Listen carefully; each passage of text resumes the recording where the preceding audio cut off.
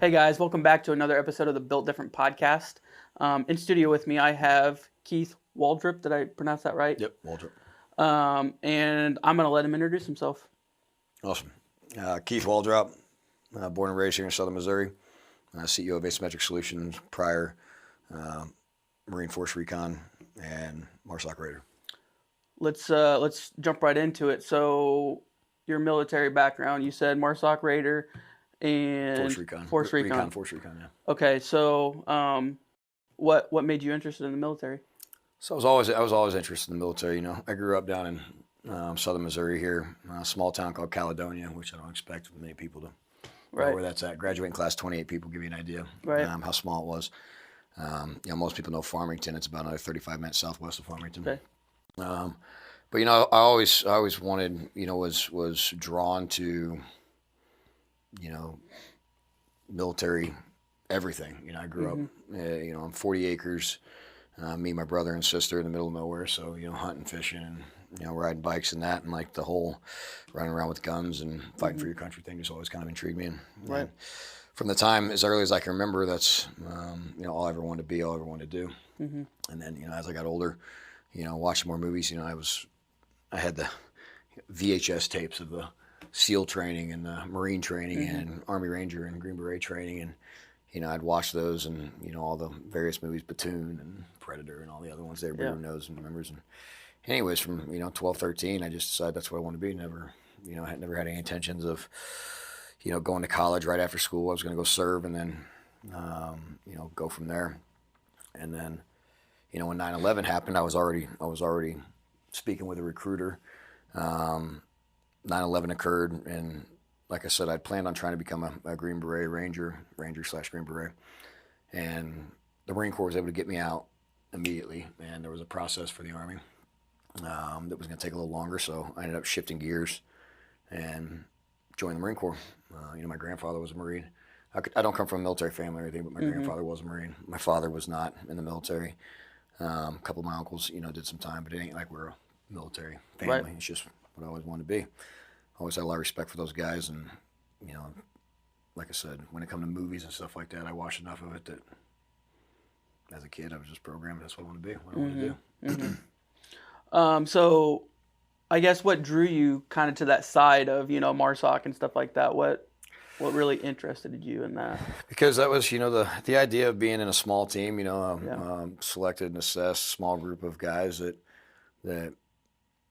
You know, the powers to be or putting the fate of whatever mission that you could be sent on in your hands was something that just intrigued me. You know, I've said in other interviews, and people ask, you know, about things like that. The movie Predator is still to date one of my favorite movies. You know, it's awesome if you've ever seen the movie Predator, Arnold Schwarzenegger and but honestly, even though it's a science fiction movie, you know, that movie, you know, those guys heloing in and getting dropped in the middle of the jungle and handful of guys to go, you know, recover these cats and accomplish this mission was something that like really just as a kid was like, man, that's what I want to be. Right. And you know, even though I like the military as a whole, you know, special operations, you know, the thought of being in front of the front line, you know, doing your thing, really just was what I want to be. You know, whenever I guess there's a certain personality trait that when people tell nobody can make it, you know, 1% make it, 10% make it, whatever, like, I don't know, I was just one of those kids that was like, I could make it, you know. Right. And that's what I went for. So I guess how long did the process take for you to actually get there? I'm assuming, I don't know this for a fact, but I'm assuming you probably went to like a regular Marine unit first? Or Yeah, so when I first joined the Marine Corps, you know, like I said, I was already talking with an Army recruiter and was going to go the Ranger route, Green Beret route. That's what I wanted to be because they had a pipeline process to go that route. Right. I didn't even know anything about Recon Force Recon. I just knew the Marines were. I was pitched the whole, you know, Marines are Marines. We're all fighters, and you know, you want to go and fight, join the Marine Corps. You know, forget that Army stuff. We're all like Green Berets and blah, blah, blah. You know, obviously, I know now that's not not accurate. You know, God bless the Marine Corps, but there is very distinguishable differentiators in the various sectors of the Marine Corps. So I did boot camp. You know, boot camp's 3 months long, and then you know, you go on leave, and then went to MCT. Ended up getting a MOS designation. I grew up in a construction family, so Originally, I was going to go the infantry route just because I planned on just going to fight the war, do my time, come back. And, Marine Corps crews were like, all Marines go and fight. If what are you going to do when you get out? And I'm like, well, I grew up doing construction. I'll probably go back to doing construction. That's what I like doing. That's what I grew up doing. He's like, well, why don't you pick an MOS like that? And I'm like, okay. So they put me in this, 3000 series MOS designator going into boot camp. And, out of boot camp, you got to sign your designator, which ended up being, it was either between a heavy equipment operator or, diesel mechanic and various other things in the 3000 sector. So I ended up getting assigned, as a diesel mechanic. Well, it was boot camp. I realized that the recruiter was full of shit, right? And not everything was the same. And, the drill instructor would bust my balls because I'm like, I was just a super motivated, in the Marine Corps, I'm like motards. Like, that's all I want to be, was just a fighter. So I did boot camp, got my MOS designator in boot camp. They sent me to MCT, which is a condensed version of what's called SOI, School of Infantry. So MCT is a shorter version of that because you're not going to infantry. You're just learning basic infantry skills because all Marines are riflemen and all that. Which that was a couple months, and then got sent over to, the 3000 series schools in North Carolina, which was another 4 months. So I was about 9 months in, 10 months in, and every step of the way was talking to my leadership going, I didn't sign up for this, and at that point I'd learned about, special operations, force recon. And they said, well, there's nothing you can do now. You have to finish your first pipeline, and then you can try out for that. So, after I finished my MOS school in North Carolina, Jacksonville, North Carolina, they said when you check in your first unit, just let them know what you want to try to do, because that's where you can actually start to do it. So I was the, young-ass 18-year-old Lance Corporal, and no kidding, on check-in with the first sergeant and the command. The day of check-in, I said, I want to try for Force Recon. This ain't what I wanted to do in the Marine Corps. I want to go fight the war. And I'll never forget this. And First Sergeant Brown was who my first sergeant was. If it wasn't for him, I'd have never got a chance to do this. But he's like, you just got here, give us a shot. Like, you're already trying to leave and you just got here. He said, give me 90 days. So I did another 90 days at the unit. During that time frame, I was training the entire time, preparing for selection, because he had said, give me 90 days. If you still want to go, we'll see where you're at. So at this point now, I'm, about 13 months in. And on my 90-day mark, went in there, talked to First Sergeant Brown. He held up to his word, allowed me to attempt selection. Went and took selection, and then passed selection, and then got slotted to go to the basic reconnaissance course, and that becoming an 0321 reconnaissance Marine. So that process between pre-BRC, being a roper, which is what you do prior to getting sent to school, where they just thrash you and try to break you and get you to quit and all that good stuff. I was that for a few months before I got to go to school, and school's another 3 months. And then you got, jump school, dive school, SERE, all that stuff, which ends up being almost a year pipeline when it's all said and done. So long answer to your simple question, what it ended up being total between from boot camp to actually becoming a reconnaissance/force reconnaissance Marine, I was right at about 19 months, which is why I missed the invasion, because I was in this process during the invasion. And I started out at 3rd Recon Battalion in Okinawa, and they didn't get in the mix until OAF2, the middle of OAF2. So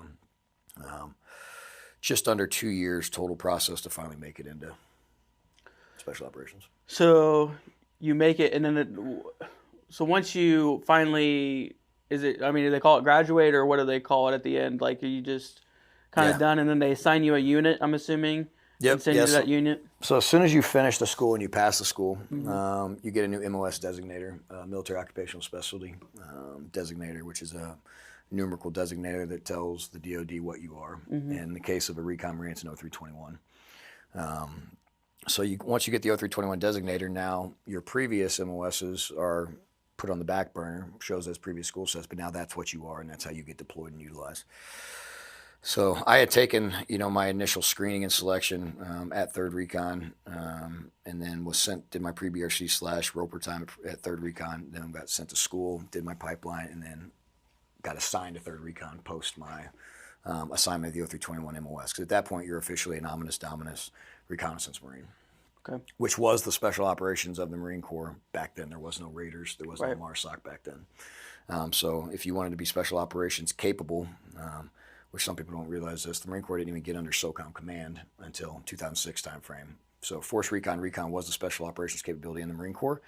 But the way it worked was if SOCOM wanted to utilize the Marine Corps' assets, they had to request them, and then the Marine Corps would have to release you to them. So all of our training, all of our schools, all of our skill sets were in line with SOCOM capabilities, but the Marine Corps owned us. And they did that intentionally because the Marine Corps wanted to be self-sufficient and not have to ask for anything from anybody. Yeah, I always knew that, the Marine Corps had its own little niche, with a lot of that stuff, but I didn't know how much, like how in depth it was. So you said that they didn't add the Raiders and stuff like that until 2006. Is that what you said? 2006. Okay.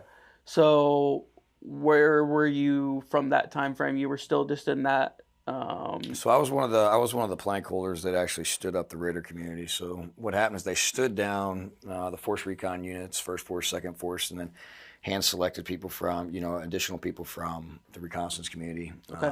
Took down the Recon flag because that was the Special Operations of the Marine Corps. And if MARSOC was going to exist, then they were going to create, that was going to be the new Special Operations. So I was one of the guys that got pulled over to initially stand it up. Started out at Special Missions Training Branch, and then went over to 1st Raider Battalion, and then ended up becoming a Raider there, and then finished out the rest of my time as a Raider. So let's talk a little bit about in the unit. Where all did you go? What all did you see? Yeah, so I did 7 deployments total. I did 2 to Iraq, 3 to Afghanistan, 2.5 to Afghanistan. I don't count the third one because it was only there for about 2.5 months. Some time in Colombia. OEFP, which a lot of people don't even realize that the Philippines was part of the Operation Enduring Freedom. Did a pump out there to the Philippines. So Philippines, Colombia, Brazil was the Kochi out there, which is their Tier 1 asset. And then, like I said, 3 to Afghanistan, 2 to Iraq. 7 years, 21 days of total overseas time. It's a lot of time. Yeah, it was a decent amount of time. I'd say, not a whole lot of people saw that time, in that time frame. Obviously a lot of the special forces guys, but Yeah, I got fortunate because I did all flyovers. I didn't do any ship time. So a lot of your guys, they get put on MUs, Marine Expeditionary Units, and they'll deploy to Iraq, in the early days, but they'd only be there for 60 days or 30 days, or a long run would be 75, 90 days, and that wasn't very common. It was usually just 2 months in. So their actual time in theater was minimized because they were on the MU. All of my deployments, every single one of them were flyovers. I actually, my entire time in the Marine Corps, which is very unique, I spent a total of 3 days on a ship in my entire time in the Marine Corps. Yeah. That is. I've got a few buddies that were in the Marine Corps, and I feel like they definitely spent some time on ships. Yeah, you spend a lot of time on ships, especially being recon. You're getting attached to the MUs, and then you are the the reaction force, the special operations capability for the MU. On the Marine side anyway. So yeah, that was all flyovers. Is why my time was so high. So time frame wise, from I guess how long were you in? 14 years and 3 months. Yeah. Okay. Were you married then? I got married at my 5-year mark. So yeah, I was married for 3/4 of my time. I was already a team guy and that already made it through selection. I was already a Recon Marine, and so she didn't go through that process, but I did get married after the fact. And I'm sure you'll have the same opinion, but I feel like being in the military and having a family is kind of it's a hard thing to traverse for a lot of people. Did you guys kind of experience that? Did you have kids and stuff like that whenever you were in? Yeah, I did. I have actually now I have 4 kids. While I was in, we had 3 of them. The reason that I didn't stick around and retire is because we ended up having the kids. And I did, like I said, back to back pumps. The only break I took was when I blew my knee out and did that time in Special Missions Branch with my knee blown out. And I wasn't going to leave the teams, So, I had 2 daughters while I was in, and then we had my son. And then when we had my son, I came off that 7th pump and was working back up to head out of my 8th. I was a team chief at that time with 3rd Raider Battalion, and had extended on contract twice, and was Master Sergeant Select and getting ready to pick up E8 and all that good stuff. But my schedule, for the next 2 years was forecasted out. I was going to be home combined time, roughly about 5 months and 2 years combined time, based off the workup, the specialty schools that I had to go to, and then the actual deployment itself. And yeah, you know, I was walking out the door one day, and there's, you know, my wife holding my son, going, "You going to keep doing this?" And I already had my education, you know, speak a couple languages, got my clearances, all that good stuff, and you know, had opportunities. Grew up doing construction, some new other skill sets. And really on a whim, just decided, because I had to re-enlist or get out. Right. I decided to get out, and but it is rough. You know, I averaged 7 to 9 months a year gone every year. You know, when my oldest daughter Callie had turned 8, I remember me and my wife sitting down and figuring out how much time I'd actually been home. And when she turned 8 years old, I'd been in the same state as her, not necessarily home, but just in the same state as her, less than a year and a half of her life. And by the time she turned 8 years old. So it is a rough, you know, especially when the war was kicking hot and heavy. It's a rough life for a family. But you know, the support networks and that in the soft community are pretty good, and you know, you meet some good people, and as long as you don't tie to the wrong people, you know, you hear all the horror stories about the Jodies and all that crap that happens while you're deployed. But as long as you stay away from, you know, the bad stuff, the family stuff is doable, but it is rough. Yeah, it is rough. So you get out. What happens next? So when I got out initially, I was going to try to be a normal guy, you know, because like I said, I'd averaged 7 to 9 months a year gone every year. Had missed a lot of my kids growing up at that point. We just had my son, and it's like, all right, I've done this for long. I'm still young. I'm going to go back to doing what I enjoy doing. Like I said, I already had my undergrad and you know, liberal arts and management, but I like construction. I've always enjoyed construction. Grew up doing it. I like, you know, tangible items and finishing your work and seeing what you do. And I ended up working on my welding stuff and getting my X-ray certs and stuff like that, and got tied to Local 562 up here in St. Louis. Was doing some pipe welding with Local 562, making good money. You know, it was good. You know, between the overtime and hours worked and all the benefits and that you can get, you know, you're clearing 6 figures and all that once you get up in there.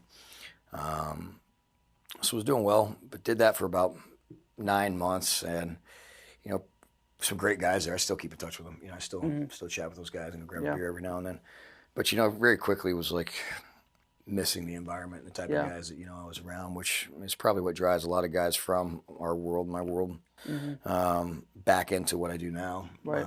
Because you miss being around those type of people and in that environment. Absolutely. So, you know, at the time, my previous partner, you know, John, had just bought some land down there in Farmington and got the, you know, asymmetric kind of off the ground with the civilian stuff. They've been around. They tried to do some stuff at Potosi, didn't work out. Came to Farmington, had been in Farmington for about a year and a half. And a friend of the family that is tied to Camp Hope that's out there had heard about the backgrounds of the guys back there all being prior special operations and agency guys and SWAT guys and all that. And they said, hey, you got to go check this place out. Well, I just got out of the teams and never heard of it. So I'm like, well, if I've never heard of this place, I just got out. Like, it's probably not. Right. But I was looking to try to do something to supplement what I was currently doing, just to scratch that itch. So I ended up going down there, ended up meeting John, and then met the guys and was down there doing some stuff on the weekends, just messing around.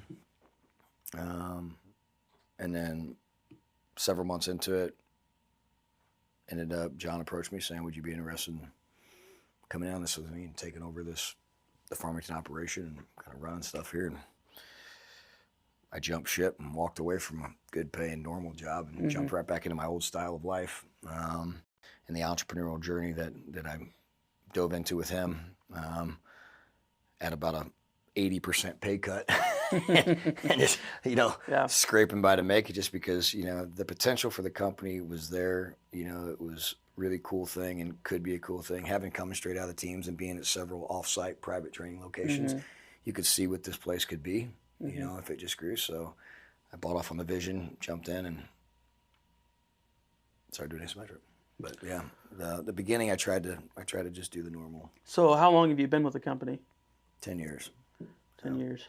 So you've seen it grow and become what it is today. I mean, you're probably a big influential part of what it is today. Yeah. So yeah, at this point, my original partner John has stepped away from it and went on to do other things. So, Yeah, I've been around since the beginning. The very first military contract we had, some of the first law enforcement contracts. I mean, seen it come from a handful of us out there shooting around, messing with civilians, to starting to work with law enforcement, and to getting into security stuff. And then our very first, SOCOM military contract that I'll never forget, because it was like, it was a mobility package with MARSOC. And when we landed it, I mean, we only had a handful of guys, no money, we're bootstrapped and everything. It was, and we're out there at night with machines running stuff and teaching classes all day. And like, we win this contract and we're like, oh my God, like we just won our first contract, with SOCOM, we're in the door. So yeah, from what it was back then, when it was just a big piece of land, handful of ranges, a little pro shop, they called it a pro shop, which was a place they sold T-shirts and stuff to the civilians, and a barracks. Now it's a training compound. Right. I don't know if you've ever made it out there or not, or seen the place. I haven't yet. I need to. But I mean, we can sleep up to 125 personnel, full size gym, team houses, 4 classrooms, 13 ranges, 13,000 square foot shoot house, multi level, 2,000 meter sniper range, 700 meters. I mean, it's a big operation now. So, to your point, it's came a long way. It's shaped a lot. Did you see that? Like, was that your vision? Yeah. Do you think that was the company's vision moving forward? That was our vision the whole time. Yep. So the mindset for it was for us to. Everybody in the teams has done off-site training in various contracting locations. There's this reputation for private contractors out there, the dirty contractors, and it's trying to pull government money and blah, blah. And unfortunately, that reality holds true in a lot of places. Once a contract is established for a team to go train, what's in black and white is what's in black and white, and that's what's being paid for, that's what's being done. And unfortunately, what happens is it becomes more of a business than it does a labor of love / support effort for the guys going down range. Right. At the end of the day, this industry exists to supplement and support the guys going down range based off the shortcomings of availability and capabilities that the military can offer in broad spectrum or in mass. So to further elaborate that a little bit, like when you're training on a military base, these units have to request use of the ranges, sometimes months and months out, line them out. Right. And then military bases are built to the lowest common denominator. All their training evolutions, all their safety parameters, everything's put in there. So when you're dealing with a soft team who's being sent on highly dynamic, high-risk missions that have to take their training to a whole nother level, there is training locations on bases designated to soft units internal to them. But a lot of times those are being used by other teams. They can't get into them. Right. And then so you try to offshoot to some of the other ranges on the base, and then you can't get into them because they're booked out for 9 months, 10 months straight at a time. But as most people know, missions come down for soft units all the time that have quick turns on them. Some are forecasted out, some are quick turns. So the need to be able to get guys through training, get them spun up on things quickly exists.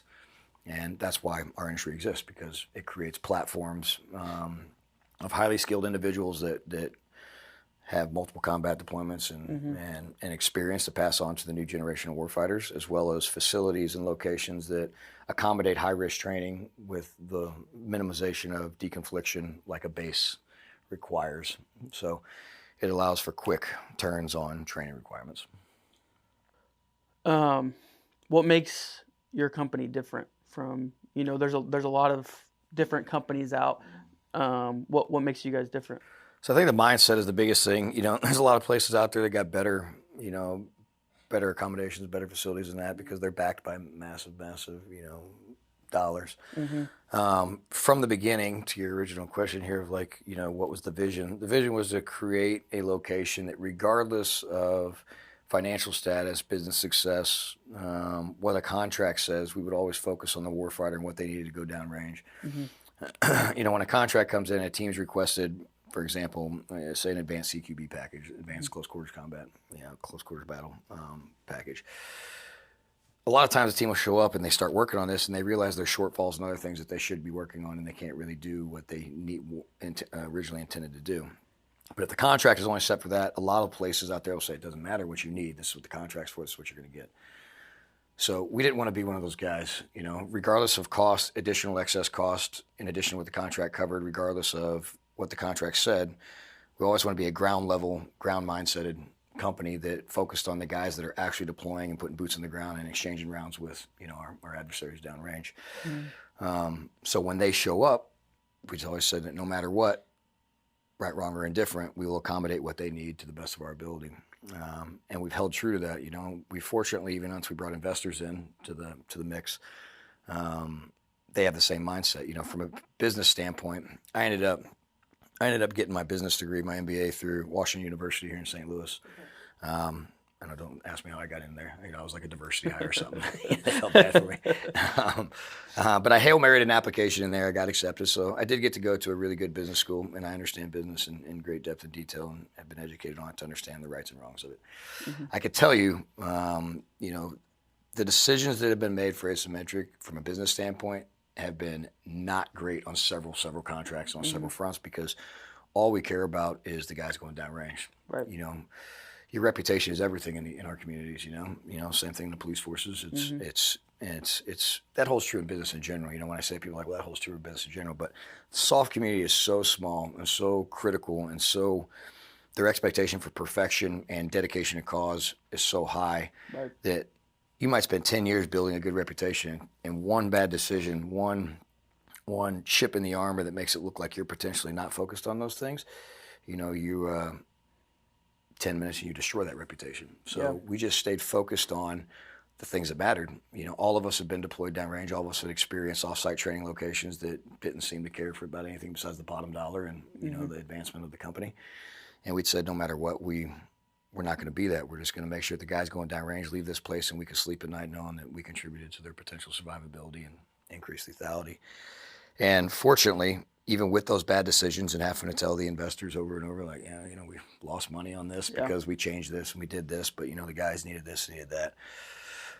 They're, you know, they had the financial capability to help keep supporting us and allow us to continue to build, and they understood and agreed with the mindset. And, you know, that's what made us different, is a lot of your financial backers would not tolerate something like that.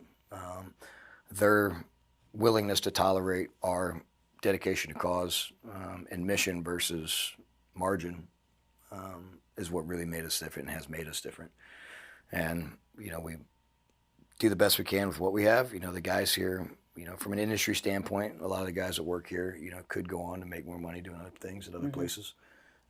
But because what we focus on and what our, again, our agreeance on mission and mindset is, that's really what makes the place different.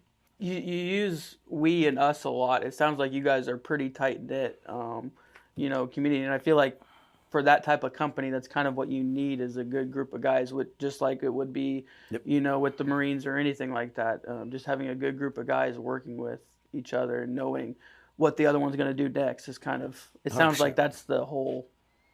100%. I mean, it's a bottom-up organization. You know, soft. You know, the conventional military as a whole, as well as, you know, on the law enforcement side, on the patrol side, it's a very top-down organization. Yeah. Everything's top-down driven. You know, but then when you get into your special tactics units and your special operations side, it's a bottom-up. Yep. It's a bottom-up organization. Everything is driven by the guy on the ground that's doing the fighting, that's kicking in the door, and he's the one driving the train. We've operated and ran this company as a bottom-up organization since the beginning, which, you know, I don't make, you know, as the CEO of this thing now, I don't unilaterally make decisions on behalf of this company ever. You know, the team comes in, we talk about it as a team, and we collectively decide what we're going to do.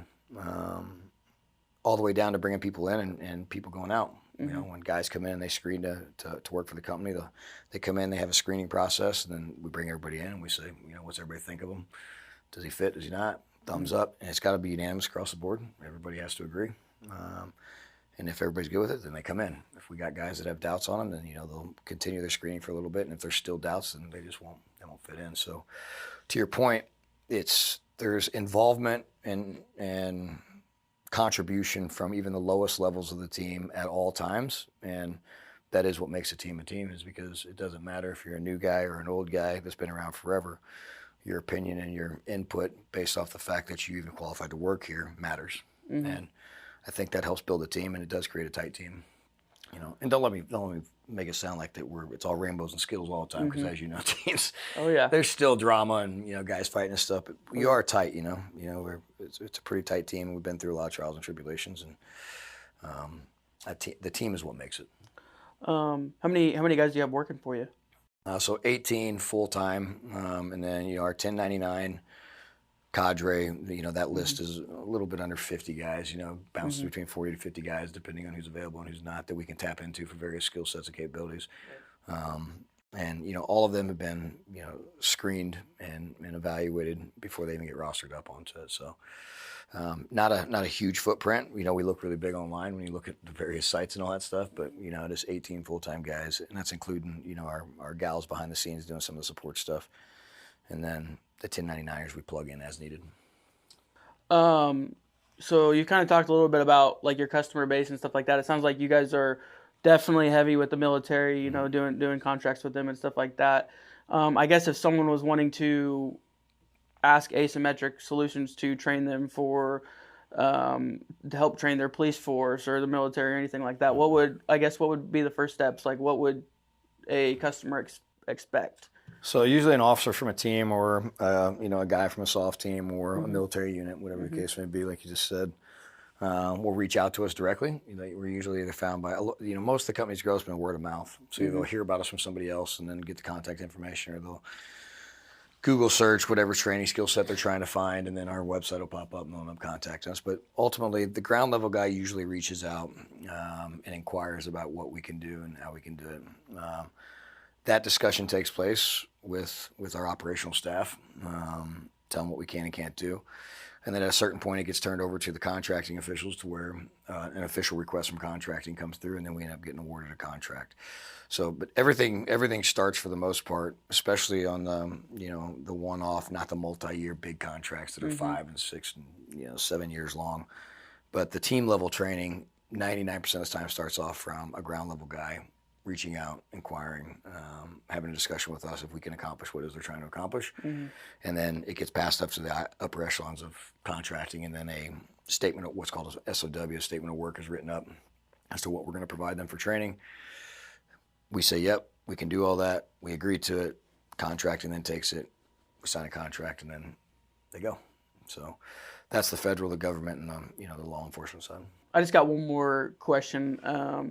I like to ask this question on a lot of my shows, and I think it definitely pertains to you. But for a young guy who's wanting to get into the soft community, no matter what branch or where he wants to go, what would be some advice that you would give him?